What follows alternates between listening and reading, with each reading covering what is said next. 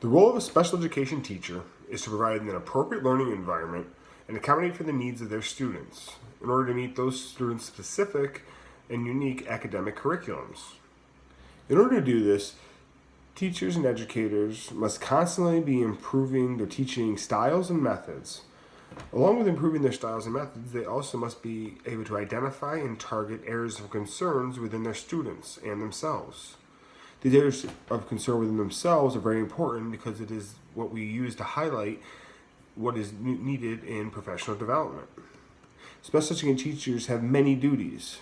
One of the main duties they have is to produce a supportive and effective learning atmosphere and to provide adequate resources for their students' success. The resources that these students need in order for us to be successful are not just material or physical assets. They are also life skills and techniques that learned in classroom to help them succeed. Personally, the most important disposition I believe an educator can possess is to be committed to the professional aspect of teaching and learning. It is last on the list of self-assessment survey, but I believe it is the most important and most all-encompassing when considering the teaching profession. We must be all in for our students and constantly be improving our methods, knowledge base, and educational environment in order to be continuously improving the learning experience for our students. In other words, we must always be improving professionally in order to best instruct our pupils and give them the best chance to succeed in an ever-changing world.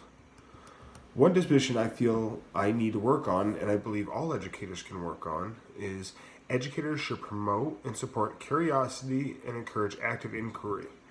Too many times I've seen staff members stifle questions and I've also been part of stifling questions. This can happen out of time constraints, out of frustration, out of general discourse in the classroom.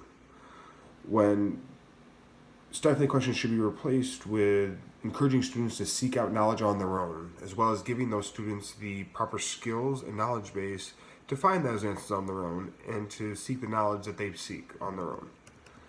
Special education teachers, like most professions, also have personal biases.